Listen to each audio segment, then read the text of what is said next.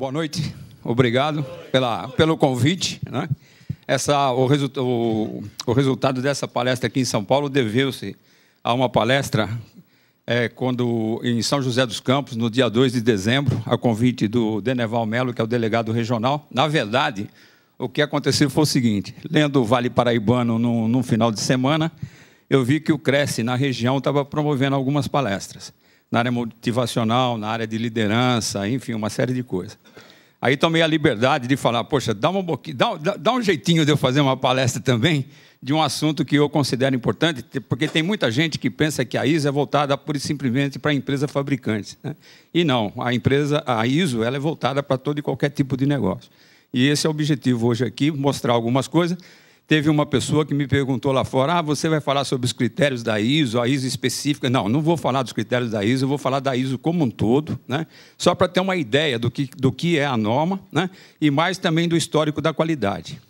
Mas antes de iniciar a palestra, como essa palestra é a primeira do mês, né, nós estamos tendo, além do que, a honra de iniciar essa série de palestras do mês de março, e a segunda palestra vai ser somente no dia 10, e dia 8 é o Dia Internacional da Mulher. Então, eu queria pedir a todos os presentes uma salva de palmas para as senhoras e senhoritas aqui presentes, né?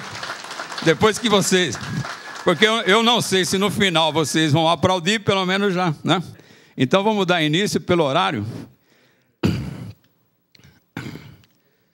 Bom, eu queria começar dizendo o seguinte: desse nosso encontro hoje aqui, tem uma frase, um ditado chinês que diz o seguinte: se dois homens vêm andando por uma estrada, cada um carregando um pão, e ao se encontrarem eles trocam os pães, cada homem vai embora com um, né?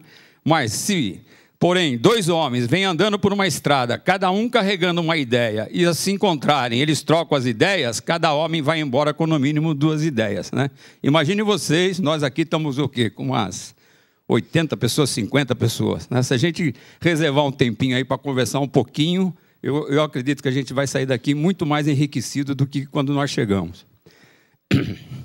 A outra é o seguinte: vocês vão ver mais à frente que tudo que a gente vai falar, um dos conceitos fundamentais é a medição, é você medir.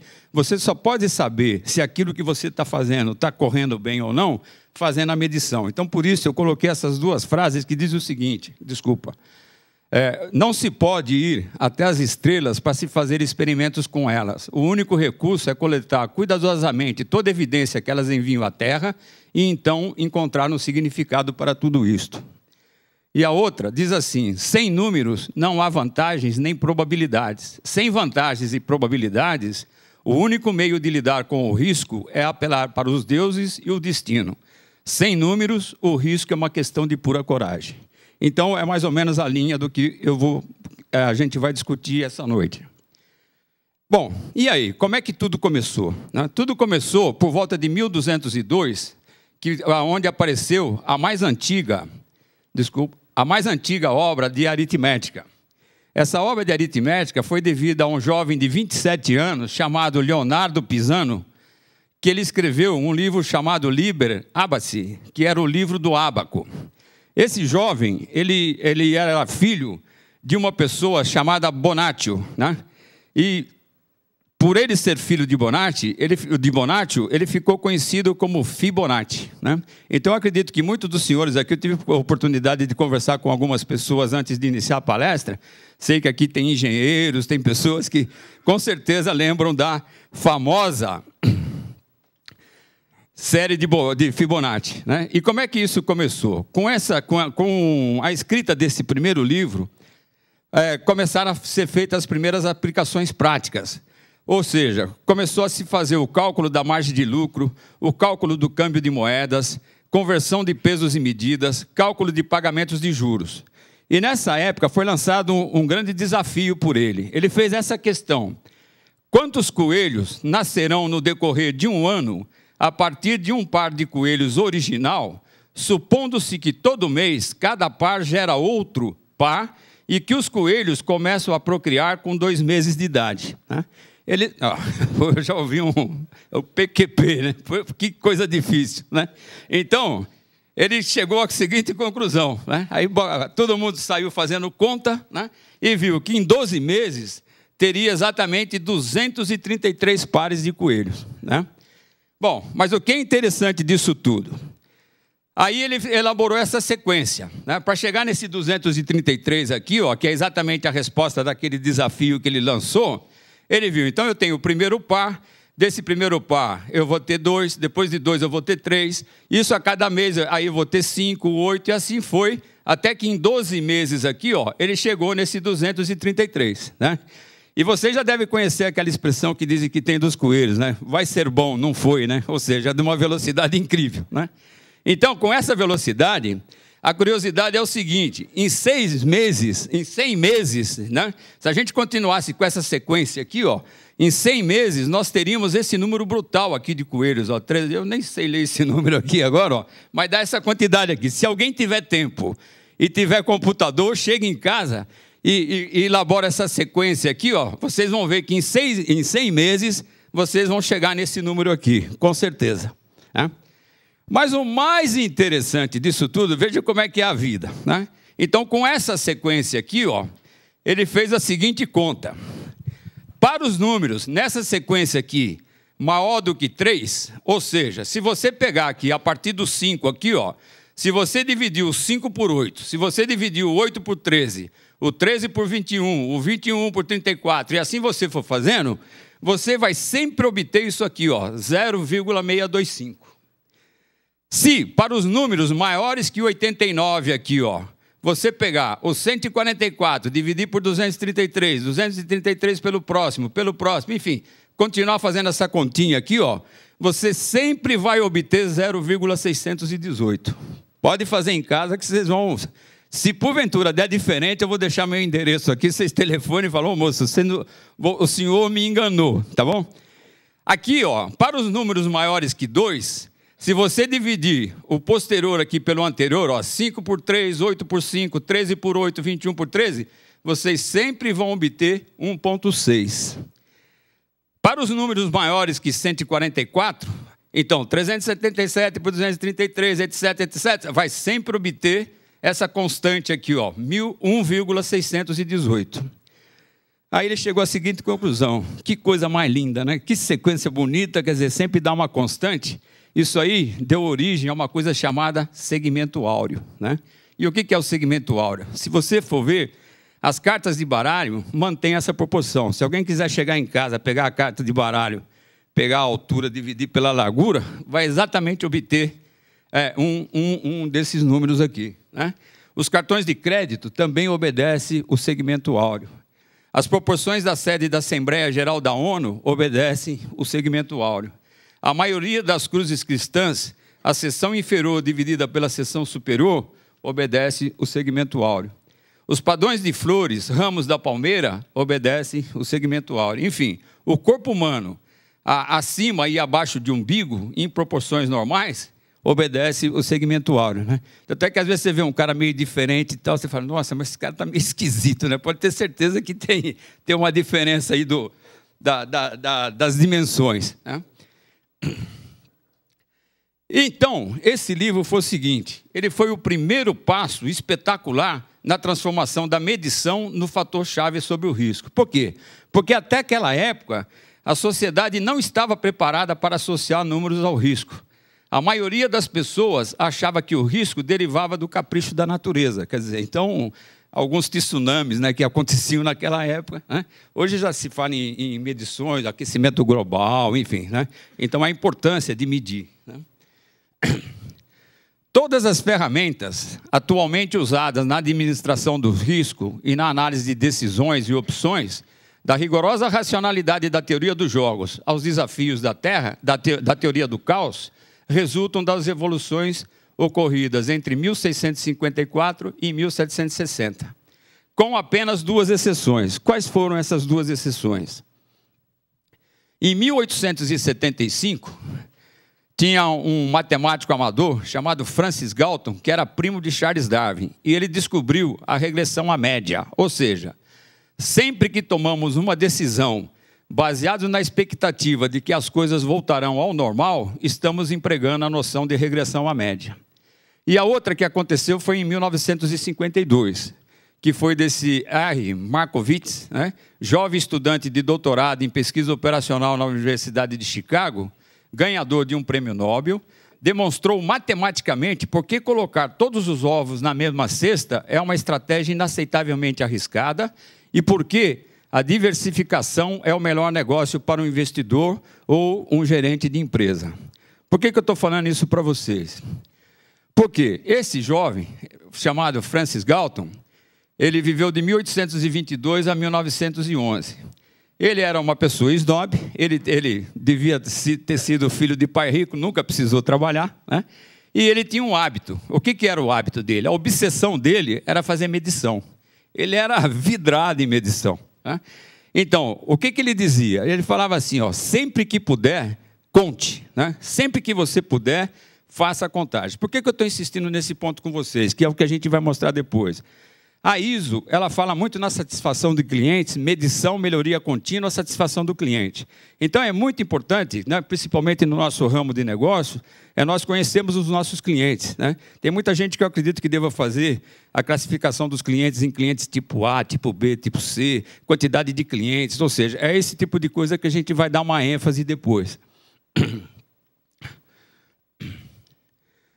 E um conceito da qualidade é exatamente esse, né? Um dos principais conceitos da qualidade é a medição. Ou seja, porque eles dizem o seguinte, ó, se você não medir, você não vai entender. Se você não consegue entender, você não vai poder controlar. Se você não consegue controlar, você não pode melhorar, né? Ou seja, você jamais terá melhoria contínua num processo ou numa atividade se você não tiver conhecimento de como ela está se comportando, né? Então, a medição é um conceito muito fundamental na área da qualidade. E o que esse jovem fazia, né? Ele media o tamanho das cabeças, narizes, braços, pernas, alturas, pesos, cores dos olhos, né? Como exemplo, como eu falei para vocês que ele era vidrado em medição, então ele tinha todo esse tipo de medição, né? Ele media o número de vezes em que as pessoas se mexiam nervosamente na cadeira ao assistirem conferências, né? Hoje aqui eu acho que a minha medição ia ser 0, que está todo mundo comportadinho por enquanto, né? Graduações de mudança de cor nos rostos dos espectadores do derby ao observar os cavalos correndo. Classificava o grau de atratividade das moças por quem passava na rua, perfurando um cartão no bolso esquerdo quando a moça era atraente e um cartão no bolso direito quando a moça era sem graça, né?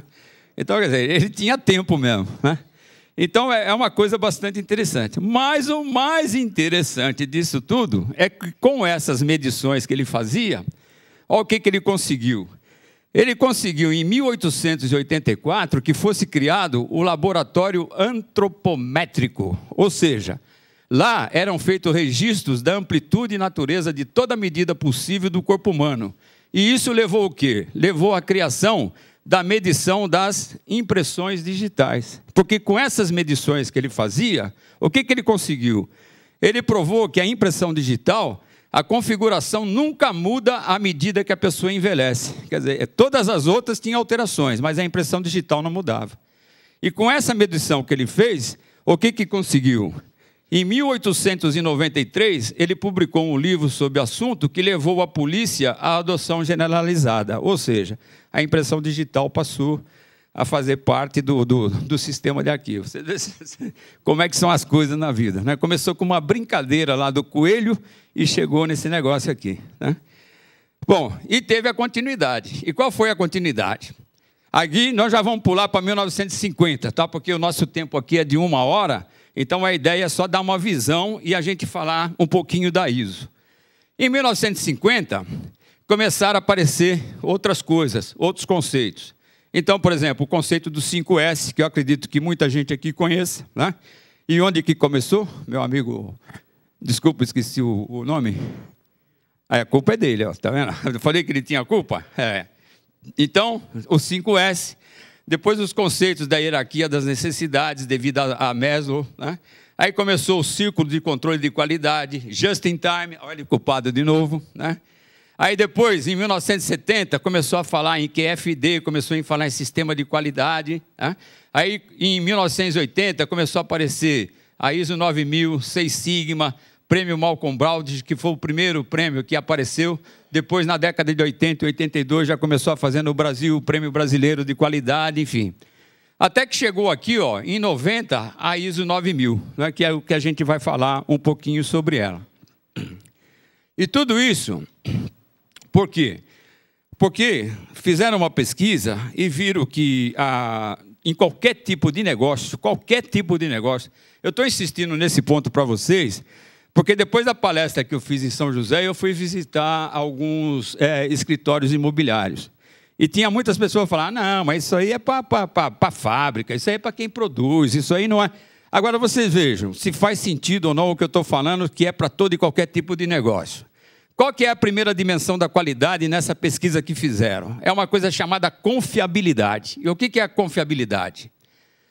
É a capacidade de prestar o serviço prometido de modo confiável e com precisão. Ou seja, uma venda realizada e prometida que o apartamento vai ficar pronto naquele mês, com todas aquelas condições prometidas no ato do negócio, o mínimo que tem que acontecer é que aconteça, né?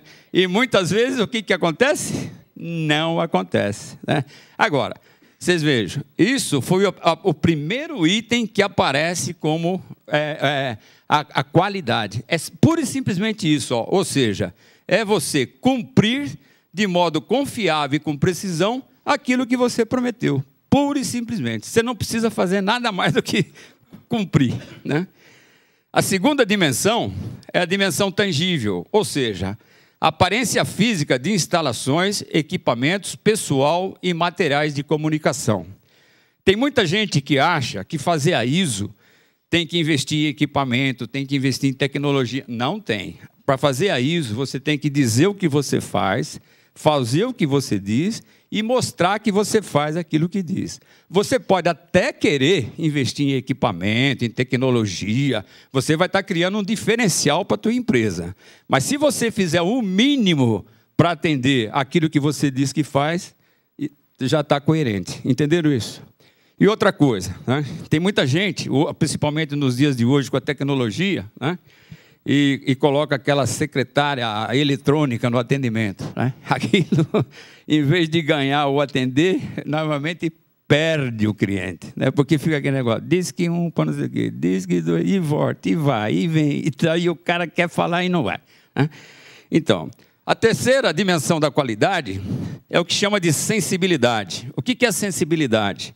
Ó, gente, isso aqui que eu estou mostrando não foi criado, não. Isso aqui foi uma pesquisa com 1.024 empresas de diferentes tipos de negócio, tá? E foi tabulado, não é invenção, não. A sensibilidade é a disposição para ajudar o cliente e proporcionar com presteza um serviço. Ou seja, é você saber, conhecer, entender aquilo que você está fazendo, né? É que nem o doutor Dermenval na palestra falou, às vezes tem corretor de imóvel que foi ser corretor de imóvel porque ele estava à toa na vida, aí, eu vou tentar vender um negocinho aqui e tal. E às vezes ele não conhece da coisa, ele não sabe nem... Eu estou falando no caso de corretor que nós estamos aqui hoje, mas tem outros diferentes tipos de negócio que acontece a mesma coisa, o cara vai fazer um biquinho. Só que em vez de fazer o biquinho e a coisa dar certo, ele prejudica. Por quê? Porque ele não conhece, ele não sabe, ele não tem esse item aqui, a sensibilidade para entender.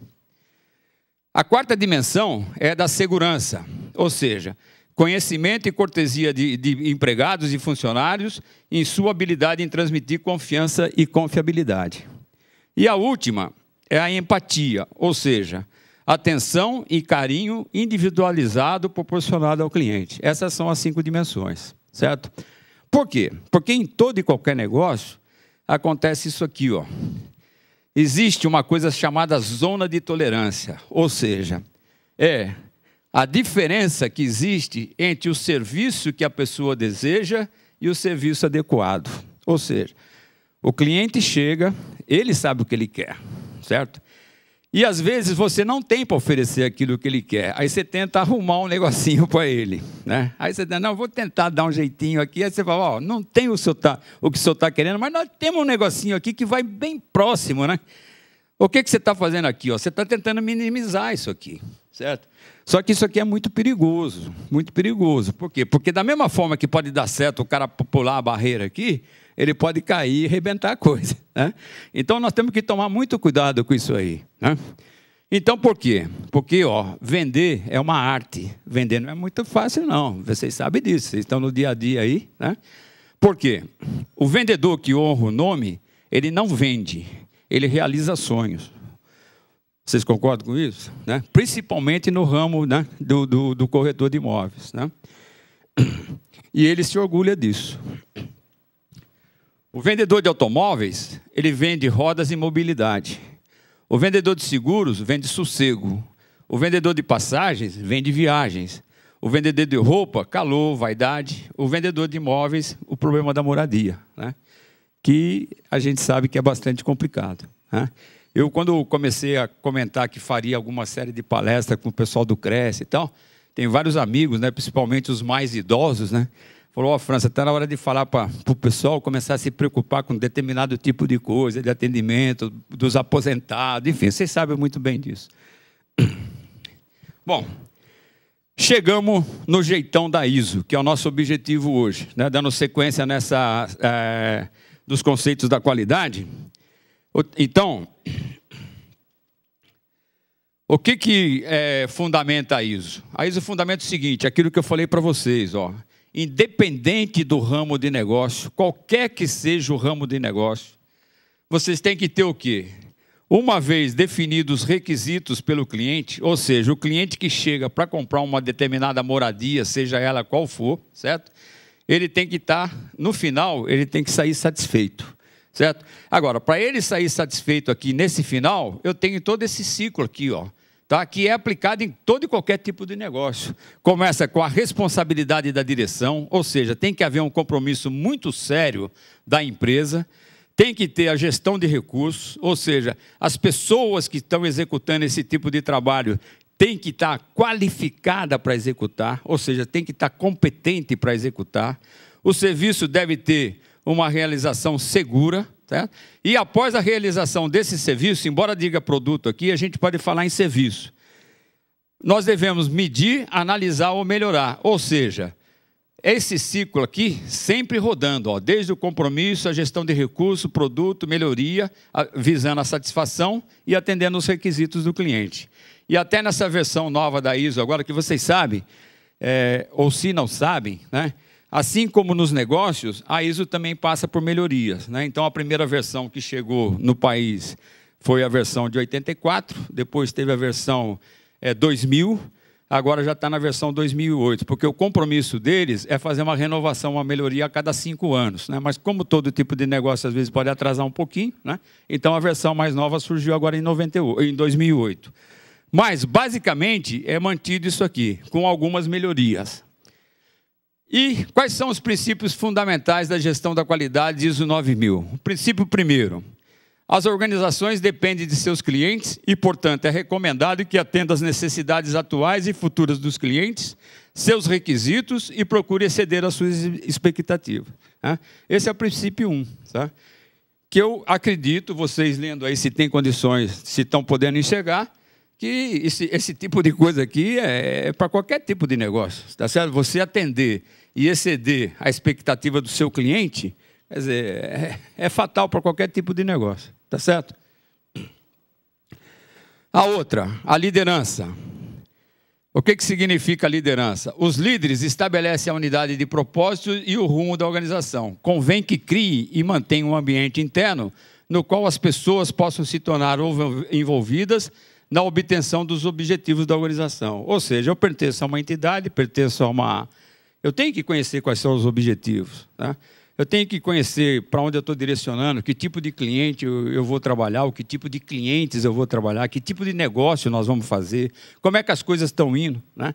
Quando teve o advento da qualidade, as empresas começaram a trabalhar com a gestão à vista, ou seja, todo e qualquer funcionário, todo e qualquer cliente ter conhecimento de como estava o comportamento da empresa, né? Porque teve muita empresa que antes da década de aplicação da qualidade, as pessoas só ficavam sabendo como é que a empresa estava indo, depois que falava assim, ó, bicho, acabou, não tem mais, né? Acabou o negócio, né? Hoje não, hoje você tem, dentro de dependendo da empresa, né? Porque tem empresa que ainda, infelizmente, não entendeu, né?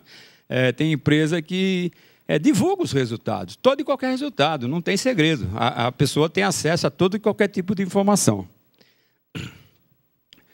Depois, o terceiro princípio, as pessoas em todos os níveis são a essência de uma organização. O efetivo envolvimento dessas pessoas permite a utilização das suas habilidades para o benefício da organização. Ou seja, se eu tenho dentro da minha empresa um office boy, que ele faz parte da minha empresa, ele tem que saber de tudo que está acontecendo na minha empresa, porque às vezes ele pode prejudicar, como você já sabe, um determinado tipo de trabalho, né? Agora, se todo... aquela história que a gente sempre fala, né? Se não houvesse necessidade daquela pessoa na organização, ele não estaria ali. Se ele está ali é porque alguma coisa tem, né? Então tem que ter um envolvimento, tem que saber de tudo.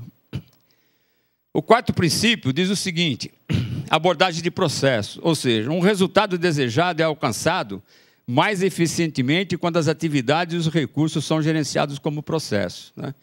Então você não tem que olhar atividade isolada, você tem que olhar o conjunto como um todo.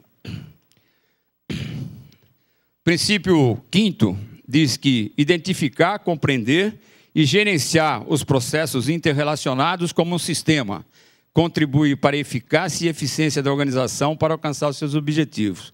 Mais ou menos o que nós falamos lá, né, continuando, voltando, que a empresa deve trabalhar num processo como um todo. Depois, a melhoria contínua. Convém que melhorias contínuas do desempenho global da organização sejam um objetivo permanente. Ou seja, esse desenho mostra exatamente isso, né? Aqui rodando um PDCA, que a gente vai falar daqui a pouco, que faz parte da ISO, né? E a qualidade melhorando cada dia mais, né? Ou seja, isso aqui não é uma reta aqui, ó. É um plano inclinado, onde a cada dia eu tenho que estar sempre buscando a melhoria. Por quê? Porque uma coisa que a gente não pode esquecer, né, é que nós estamos vivendo num mundo extremamente competitivo, né? Porque se eu deixar de fazer, pode ter certeza que o meu vizinho vai fazer, né? E se ele tiver chance de fazer melhor do que eu, ele vai, com certeza, né? O princípio 7. Decisões eficazes são baseadas na análise de dados e informações. Foi aquilo que eu disse para vocês no início. A medição é fundamental. Você só pode tomar uma decisão se você realmente tiver, né, o acompanhamento do comportamento daquele processo ou daquela atividade. Finalmente, o 8. Uma organização e seus fornecedores são interdependentes. Uma relação de benefícios mútuos aumenta a capacidade de ambos em agregar valor. Ou seja, se eu tenho fornecedores na minha empresa ou no meu negócio, eles têm que estar envolvidos e cada vez mais, né?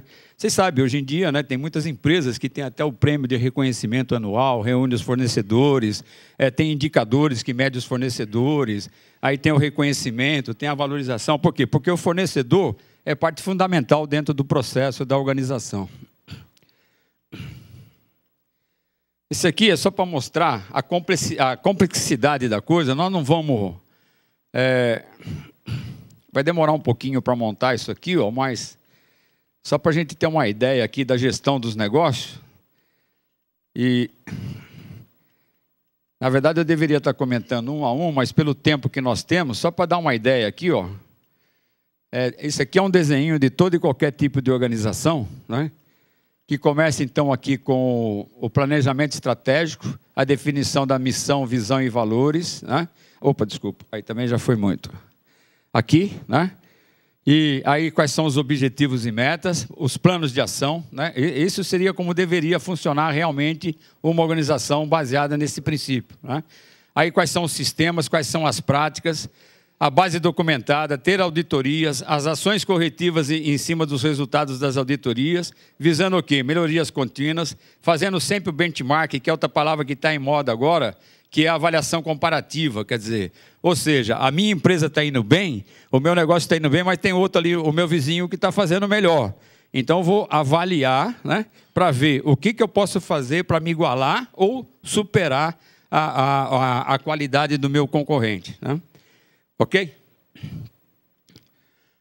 Bom, e para isso, a ISO, ela instituiu nessa versão 98, essa ferramenta bastante antiga também, mas ela aconselha... Nós fazemos isso no nosso dia a dia, se não nós todos, pelo menos a maioria dos que estão aqui, né?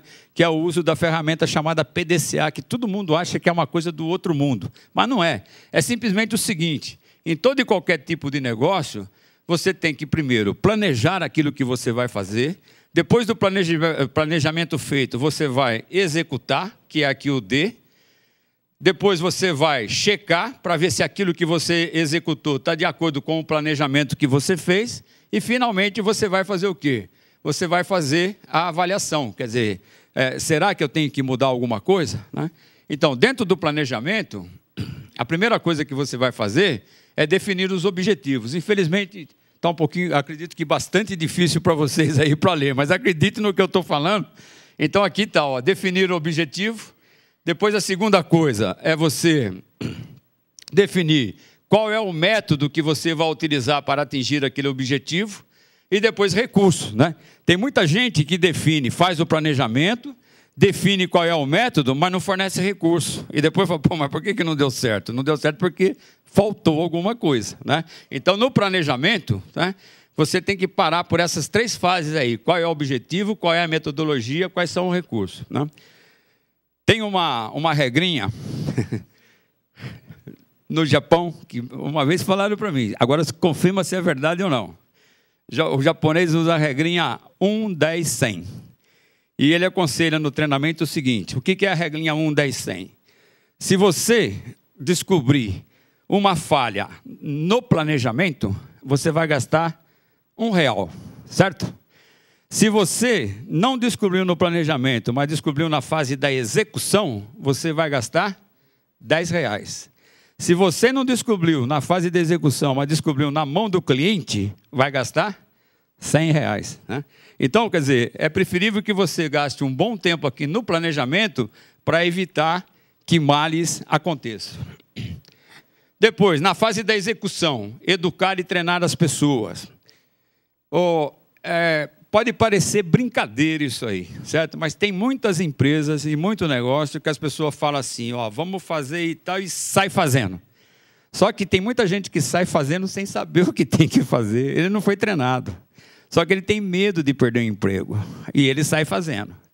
Só que quando ele traz pronto, você olha e fala assim, mas não foi isso que eu pedi, não tem nada que ver com... Mas foi o que eu entendi. Bom, mas então você não entendeu direito o que eu falei. Aí começa a brigaiada, né? Ou seja, aí o dinheiro já está indo embora. Então, às vezes, você tem que parar, educar e treinar as pessoas. Eu tive a oportunidade de trabalhar numa empresa, e vocês sabem muito bem disso.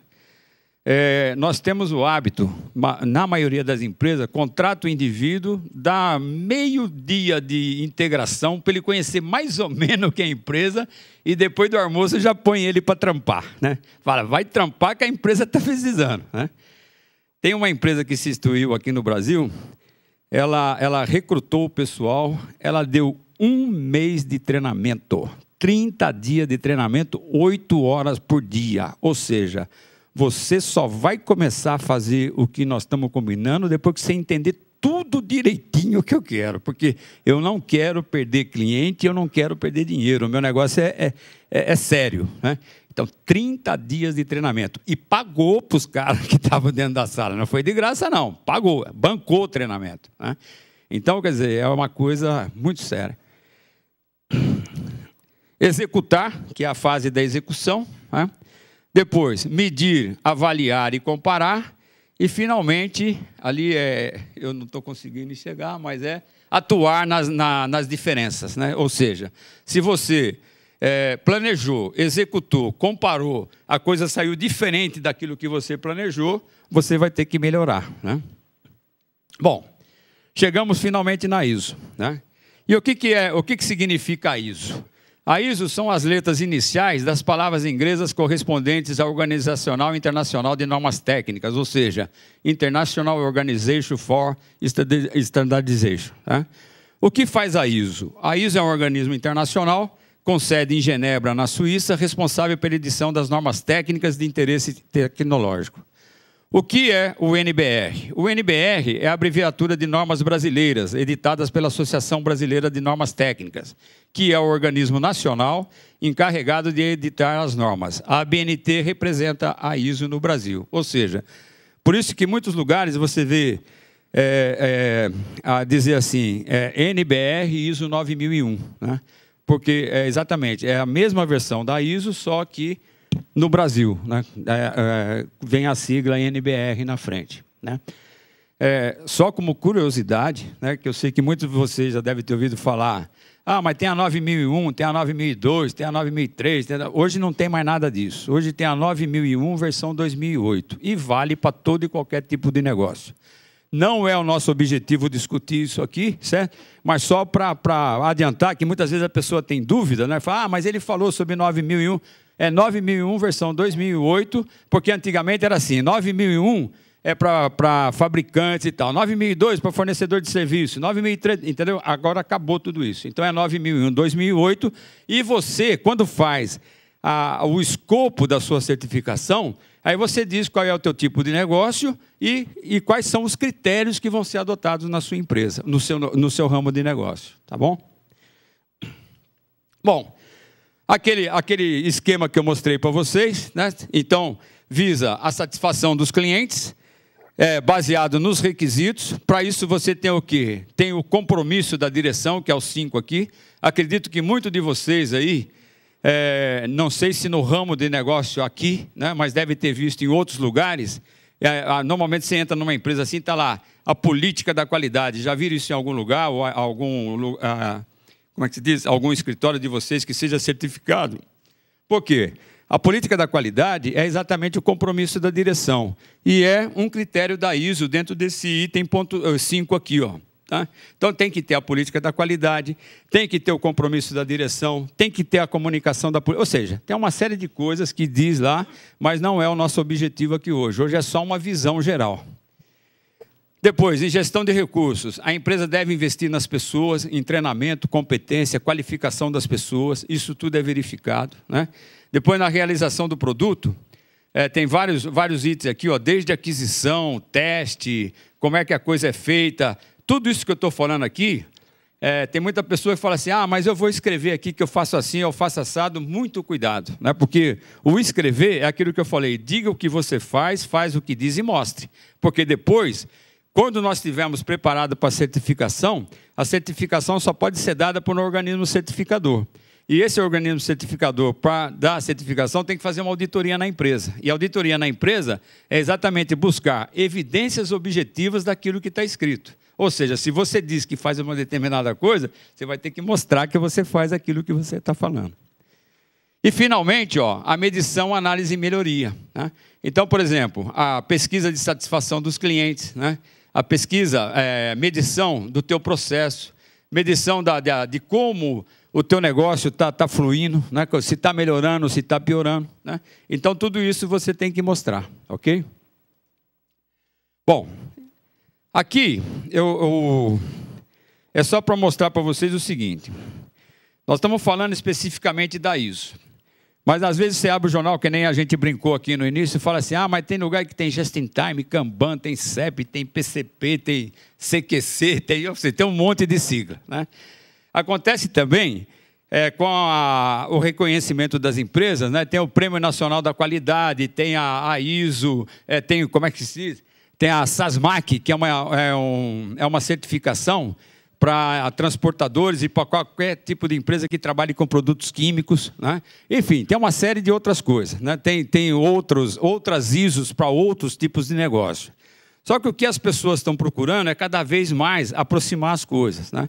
Então, o que eu mostro aqui, ó, são os critérios do Prêmio Brasileiro de Qualidade. Quando você se candidata ao Prêmio Brasileiro de Qualidade, você tem que elaborar um relatório de gestão. Tá certo? Você se candidata, elabora um relatório de gestão, e nesse relatório de gestão, você tem que dizer como é que você trabalha com a liderança, como é que você trabalha com a gestão de pessoas, como é que você trabalha com os seus negócios, planejamento, como é que você trabalha com recursos, ou seja, são vistos todos esses critérios aqui, tá? O que as pessoas estão tentando fazer agora, e já estão chegando bem próximo, é chegar a ISO perto do prêmio ou o prêmio perto da ISO, ou seja, Em liderança, por exemplo, ó, esse achuriado aqui, ó, a ISO abrange uma certa porcentagem aqui do prêmio. Em estratégias e planos também já está bem próximo, em recursos próximos. Ou seja, eu acredito que no futuro, né, terá alguma coisa única, né, que vai ter toda essa misturada de coisas. Mas o que é importante é que a gente trabalhe de acordo com essa configuração, com esses critérios que eu mostrei. Tá bom?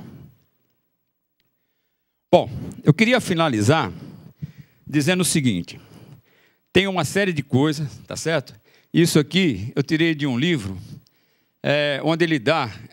eu posso até falar o nome do livro, que não é pecado, eu não estou fazendo propaganda e não ganho nada, né? O livro chama-se O Monge que Vendeu Sua Ferrari. Você sabe que se você abrir a Veja ou abrir qualquer publicação aí, em livros de autoajuda lá, todo dia tem um, né? Todo dia tem um. Até fizeram uma matéria aí, dizendo da quantidade de faturamento que está dando esses livros de autoajuda, né? Mas, em particular, esse livro aí, ele dá um conselho aqui dos 10 rituais, que ele chama, dos 10 rituais milenares, né? Então, ele fala que todos nós, para sermos um pouquinho mais felizes, nós temos que ter esses rituais aqui na nossa vida. Ó, o ritual da solidão, né? Ou seja, de vez em quando tirar aquele minuto para fazer a meditação, para pensar um pouco, né? Aí tem o ritual do físico, ou seja, todos nós temos que nos preocupar em fazer os nossos exercícios, manter a mente, enfim. E aí ele vai, o ritual da alimentação, o ritual do conhecimento, o ritual tal. E ele diz o seguinte, existe uma regra mágica para esses rituais, que é o que ele chama de regra mágica dos 21. Ou seja, se você conseguir, durante 21 dias, executar cada ritual desse aqui, ó, o nosso comportamento se cristaliza em hábito. Ou seja, isso aí passa a ser um hábito, né? A gente sabe disso, né? Se você começa a praticar uma determinada atividade física, você vai 1, 2, 3, 4... Depois do 21º, aquilo já entra no sangue, né? Aí você já começa a querer ir todo dia, já fica viciado, né? Agora, o que eu queria mostrar para vocês aqui, ó, o que é interessante disso aqui, é o que ele chama aqui do ritual do conhecimento abundante. O que ele mostra aqui, ó? Ele mostra o seguinte, se nós dedicarmos 30 minutos por dia a desenvolver o nosso conhecimento em qualquer tipo de coisa, né? Em qualquer tipo de leitura, pelo menos 30 minutos diários, o que a gente vai ver é o seguinte, ó, que todas as respostas a todos os problemas que você já enfrentou está impresso. Todos os erros que cometerá em sua vida já foram cometidos por outra pessoa antes de você. Tenha certeza disso, né? Porque tem um desenho aqui, ó, quer dizer, uma simulação aqui, ó. Imagine aqui o ano 0, né? E aqui o ano 2010 aqui, ó, nessa pontinha aqui, né? Esse trechinho em vermelho aqui, ó, é o nosso tempo de permanência no planeta Terra, ou seja, em torno de 60, 70 anos, né? Quer dizer, você acha que tudo que está acontecendo com você agora passou batido nisso aqui tudo, ó?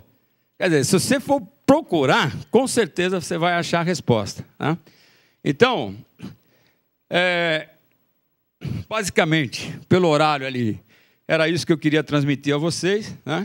E dizer que essa reflexão, isso será que preciso? Com certeza, com certeza. Não necessariamente a certificação, tá certo? Uma vez para finalizar, teve uma pessoa, ele me chamou para fazer esse trabalho, né?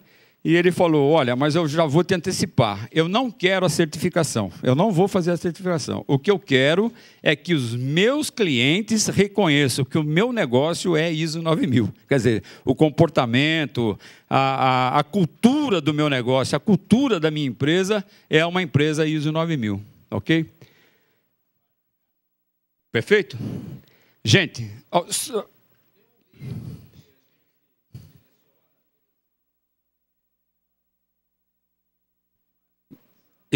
da ISO? Tem. Eu já perguntei, já. Se eu pudesse, em particular agora, eu não teria assim, mas eu posso te passar essa informação depois. Sobre o livro, que dá uma informação mais próxima dessa palestra que você nos passou, que você fez, não matematicamente assim, tá? Mas um livro que... Com esse histórico? Que ele dá essa interpretação. Tem. Tem. Você poderia passar para nós? Com certeza, com certeza. Obrigado. Eu lembro do título. Infelizmente eu não vim preparado, mas o título chama-se Desafio aos Deuses. Todo aquele histórico que eu te mostrei está nesse livro.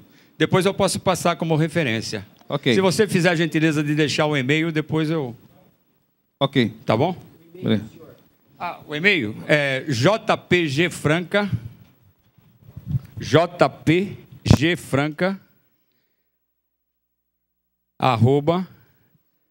@hotmail.com. jpgfranca@hotmail.com. Não. Tudo junto. jpgfranca@hotmail.com. Bom, não sei se agora costuma abrir para perguntas, né? Não...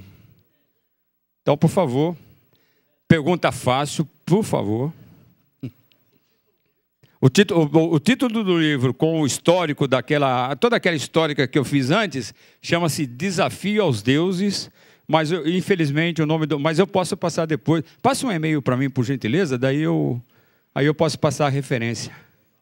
Porque tem vários autores, mas especificamente aquele histórico todo faz parte desse livro. Se bem que, essa semana, de curiosidade, tem um livro que está saindo na Veja já tem algumas semanas. E eu vi o título, que a gente gosta de tomar uma cervejinha de vez em quando, né? De vez em quando. E bom corintiano, né, Arthur? Olha, não podia falar isso? Estragou a palestra? Pode, é bom. Aí, o livro chama-se O Andar do Bêbado. Não sei se vocês já viram ou tiveram oportunidade. Por incrível que pareça. Só que o que ele faz?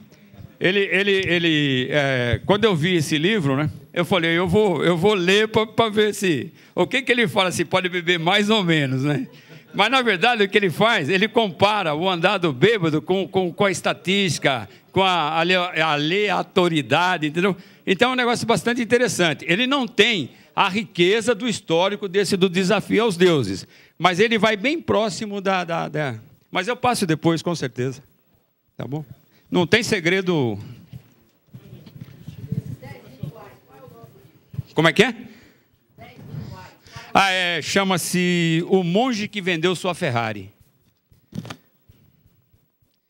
Agora, você quer saber de uma coisa? Ele ficou na Veja uma semana e sumiu, cara. Eu não consegui entender por quê, mas ficou uma semana. Agora, o livro é muito, muito bacana. E é livro assim, ó, que você lê em 2 dias. É um final de semana, porque ele é muito interessante.